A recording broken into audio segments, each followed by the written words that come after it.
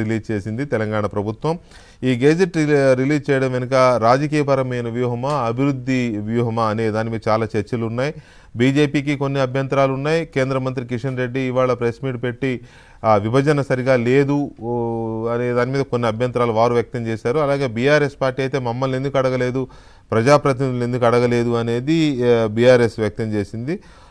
ఎవరిని అడిగినా అడగపోయినా ఇది మంచిగా చెడుకా అనేది మాత్రం చూడాల్సిన అంశం. దీని మీద మనతో బీజేపీ అధికార ప్రతినిధి విఠల్ గారు ఉన్నారు. అలాగే కాంగ్రెస్ పార్టీ నాయకులు శాసన మండలి సభ్యులు బల్మూరి వెంకట్ గారు మనతో చర్చలో పాల్గొంటారు. ముందుగా వెంకట్ గారు నమస్తే అండి. అసలు ఈ హైదరాబాద్ని 3 కార్పొరేషన్లు, Hyderabad corporation, Cyberabad corporation, Malkajgiri corporation 3గా చేయాలనే దాని వెనుక ప్రభుత్వం యొక్క ఉద్దేశం ఏంటి అసలు? జనరల్గా మనకి హైదరాబాద్ స్టార్ట్ అయినప్పుడు కూడా 1869లో మనకి ఇది అంటే మొదట ఈ నిజాం టైంలో ఈ హైదరాబాద్ అనేది స్టార్ట్ అయింది మనకి ఫస్ట్ స్టార్టింగ్లో. దాని తర్వాత కూడా 1933లో చాదర్ఘాట్ని హైదరాబాద్ని కలిపి మున్సిపాలిటీకి ఏర్పాటు చేసినాం. దాని తర్వాత క్రమాన 1950లో హైదరాబాద్ కార్పొరేషన్ కింద సికింద్రాబాద్ని హైదరాబాద్ని కూడా రెండింటిని కూడా కలపడం జరిగింది, కలిపి చేసినాం.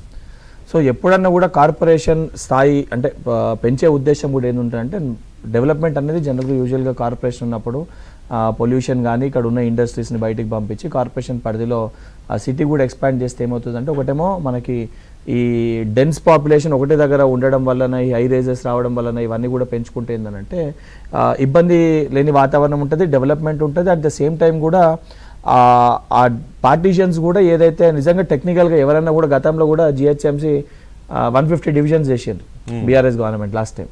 అప్పుడు కనీసము ఎక్కడ కూడా కౌన్సిల్ మీటింగ్ కానీ జిహెచ్ఎంసీ కౌన్సిల్ కూడా కండక్ట్ చేయలే లాస్ట్ టైం వాళ్ళు పెంచినప్పుడు కానీ డీలిమిటేషన్ అయినప్పుడు కానీ. మొన్న చాలా స్పష్టంగా ఉన్న ప్రతి రిప్రజెంటేషన్ కూడా కౌన్సిల్ 150 అయినప్పుడు 150 అయినప్పుడు రిప్రజెంటేషన్ పక్కన పెట్టండి, జిహెచ్ఎంసీ కౌన్సిల్ కూడా కండక్ట్ చేయాలి. మొన్న దీనిపైన కౌన్సిల్ కండక్ట్ చేయడం జరిగింది, అన్ని పార్టీల నాయకులు వచ్చారు. ఆ రోజు ఎక్స్ ఆఫీషియోలో మేమంతరం కూడా, బికాస్ నేను కూడా హైదరాబాద్కి వెళ్ళి ఎక్స్ ఆఫీషియో రిప్రజెంట్ చేస్తాను. హైదరాబాద్ పరిధిలో ఉన్న ఎంపీలు, ఎమ్మెల్యేలు అందరూ, ఆల్ పార్టీస్ అందరం వచ్చినా మన ఒపీనియన్స్ మనం చెప్పినాం. అందులో విచ్ ఇస్ కన్సిడర్డ్ అది తీసుకొని దాని ప్రకారంగానే చేయడం జరిగింది. అందులో ఒపీనియన్స్ మనం ఇచ్చినప్పుడు ఒపీనియన్ తీసుకోవడమే కదా ఎండ్ ఆఫ్ ది డే, అంటే రిప్రజెంటేటివ్స్ ఒపీనియన్స్ తీసుకోవడం, కౌన్సిల్ కండక్ట్ చేసి ఒపీనియన్ తీసుకున్నాక ఇంకా అభ్యంతరాలు. కిషన్ రెడ్డి గారు ఆ రోజు పాల్గొనలే, కిషన్ రెడ్డి గారు ఆ రోజు ఆ మీటింగ్ కి వారు రాలే. నిజంగా వారికి అంత చిత్తశుద్ధి అంత బాధ అనిపించింటే కేంద్ర మంత్రిగా ఉన్నప్పుడు వారి బాధ్యత, వారి సమయం తీసుకుని ఎంపీ రిప్రజెంట్ చేస్తారు. ఇక్కడికి ఎంపీ అయితేనే కదా సెంట్రల్ మినిస్టర్ అయితే, వారు ఉండి వచ్చి వారి ఒపీనియన్స్ చెప్పేది ఉండే. చెప్పక ఈ రోజు ఈ రకంగా ఇది ప్రాపర్ గా జరగలేదని చెప్పి మాట్లాడటము సరైన విధానం కాదని నా ఒపీనియన్, మా పార్టీ ఒపీనియన్ కూడా.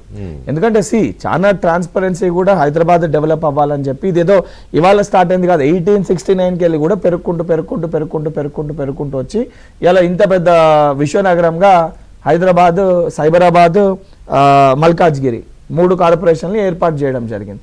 అందులో కూడా త్రూ అడ్మినిస్ట్రేటివ్ ప్రాసెస్ దాని ప్రకారంగానే డీలిమిటేషన్స్, దాని ప్రకారంగానే డివిజన్స్ ఏర్పాటు చేసి అడ్మినిస్ట్రేటివ్ కన్వీనియన్స్ కోసం యాజ్ పర్ సిస్టమేటిక్ గా ప్రొసీజర్ ప్రకారంగానే ఇది జరిగింది. ఇంకొకటి చేయనికి ముఖ్య ఉద్దేశం కూడా ఏంటంటే నెక్స్ట్ ఇప్పుడు క్యాస్ట్ సెన్సెస్ అవుతున్నాయి. ఈ సెన్సెస్ చేయనికి ఇంత పెద్దది సెన్సెస్ కన్వీనియన్స్ కూడా దిస్ ఇస్ రిక్వైర్డ్. ఇది ఇప్పుడు చేయలేకపోతే మళ్ళీ 2 years వరకు చేసే అవకాశం లేకుండే, దీన్ని ఇప్పుడు కంప్లీట్ చేయకపోతే, దీన్ని ఈ టైం ఫ్రేమ్ లో కంప్లీట్ చేయకపోతే అది భారతీయ జనతా పార్టీ నాయకులకు కూడా చాలా స్పష్టంగా తెలుసు. దాని తర్వాత సెన్సెస్ అయినాక కూడా చేద్దామన్నా లేదా సెన్సెస్ లో 100% అక్యురసీ కూడా వచ్చే అవకాశం ఉండదు. అడ్మినిస్ట్రేటివ్ పర్పస్ కూడా చేయడం జరిగింది. అంటే ఎప్పటిలోగా చేసి చేద్దామని ఎలక్షన్స్కి వెళ్దామని ఎలక్షన్స్ పాయింట్ ఆఫ్ వ్యూ ఈ దాని పాపులేషన్ వైజ్ ఇది ఉంటుందా, ఎలక్షన్స్ పాయింట్ ఆఫ్ వ్యూ మళ్ళీ సెన్సెస్ అయిపోయినాక దాన్ని మళ్ళీ డీలిమిటేషన్ డివిజన్స్ అవుతాయి అనేది అది తర్వాత డిసైడ్. హైదరాబాద్ జిహెచ్ఎంసీ ఎలక్షన్స్ అయితే వెరీ సూన్ పెట్టాల్సిందే కదా, కాబట్టి 3టికి ఒకేసారి పెడతారు అనేది ఒక ఇది ఉంది. దానికి మరి పాపులేషన్ వైజ్, ఎందుకంటే ఇప్పుడు అభ్యంతరాలు కూడా ఏంటంటే కొన్ని డివిజన్స్ లో పాపులేషన్ పెరుగుతుందని పర్మిషన్ బేస్ చేసుకొని అజ్యూమ్ చేసుకొని పాపులేషన్స్ ని క్యాలిక్యులేట్ చేసి పెట్టడం జరిగింది. సో దానికి సంబంధించి అదే డివిజన్స్ పైన ఎలక్షన్స్ కండక్ట్ చేయడమా లేకపోతే దాని పాపులేషన్, ఎందుకంటే రిజర్వేషన్స్ మారిపోతాయి. అజ్యూమ్ చేసుకున్నప్పుడు we can't assume the reservations కదా, అంటే ఏ మనుషులు వస్తారని అజ్యూమ్ చేసుకోవచ్చు పర్మిషన్స్ పైన, but we can't assume which category of people might come కదా. సో దాన్ని ఏ రకంగా చేసుకుంటూ దాన్ని తప్పనిసరిగా దాన్ని పైగా కూడా ఇన్ఫ్రాస్ట్రక్చర్స్ ఆలోచించి, ఇవి అన్ని అవన్నీ చూసుకోవాల్సి చూసి వస్తుంది కదా, దాని ప్రకారంగా establishment వెళ్ళడం ఇవన్నీ జరుగుతుంది ముందుకు. చూసుకోవాలి.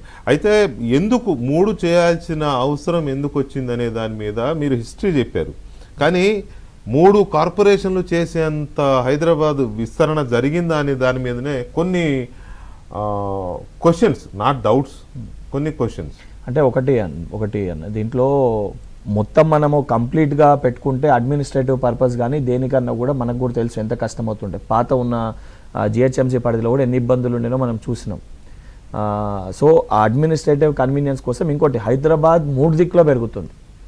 మనకున్న అడ్వాంటేజ్ 3 sides కి వెళ్ళి Hyderabad is very rapidly growing. మనము రాజేంద్ర నగర్ దిక్కు చూసుకున్నా, షేర్లింగంపల్లి దిక్కు చూసుకున్నా, ఎల్బీ నగర్ నాగోల్ దిక్కు చూసుకున్నా, ఈ 3 ways లో అటు విపరీతంగా చౌటుప్పల్ వరకు పెరిగిపోతుంది సిటీ. ఇటు దిక్కు మనకి హై రైజ్ బిల్డింగ్స్, శంషాబాద్ దాటిపోయింది. శంషాబాద్ షాద్ నగర్ దగ్గర బిల్డింగ్స్ వచ్చేసినాయి. ఇప్పుడు ఇటు దిక్కు చూసుకుంటే కోకాపేట ఆల్మోస్ట్ చేవెళ్ళే దాకా వెళ్ళిపోయే పరిస్థితి ఉంది. ఇటు దిక్కు చూసుకుని ఆల్మోస్ట్ పటాన్ చెరువు దాటిపోయి మనము సంగారెడ్డి టచ్ అయ్యే పరిస్థితి ఉంది. సో దాని కన్వీనియన్స్ కోసము ఇప్పుడున్న పరిస్థితులు అవసరం ఉంటే అవసరానికి దాని రీత్యానే డెవలప్మెంట్ ఇంకోటి అయినప్పుడు ఏంటంటే డెవలప్మెంట్ కూడా పెరిగే అవకాశం ఎక్కువ ఉంటుంది. అడ్మినిస్ట్రేటివ్ పర్పస్, డెవలప్మెంట్ పర్పస్, మన నగరానికి అది అవసరమని అన్ని ఆలోచించి ఆ నిర్ణయం తీసుకోవడం జరిగింది. కానీ మీరెందుకు దీన్ని వ్యతిరేకిస్తున్నారా, లేకపోతే డౌట్స్ మాత్రమే వ్యక్తం చేస్తున్నారా బీజేపీ వైపు నుంచి? అన్న మా వెంకట్ భాయ్ చాలా స్మూత్గా, చాలా స్వీట్ లాంగ్వేజ్లో చెప్తున్నారు. దాని వెనకాల తెర వెనుక చాలా ఎక్సర్సైజ్ జరిగేది. ఇద్దరు big brothers, MIM and Congress party అనేది బిగ్ బ్రదర్స్ అని వాళ్ళే చెప్పుకుంటారు. అంటే రేవంత్ రెడ్డి గారి భాషలు చెప్పాలంటే ముస్లిమ్స్ అంటే కాంగ్రెస్ అంటే ముస్లిమ్స్ అనే చెప్పుకుంటారు. చాలా పొలిటికల్ అండర్స్టాండింగ్లో చాలా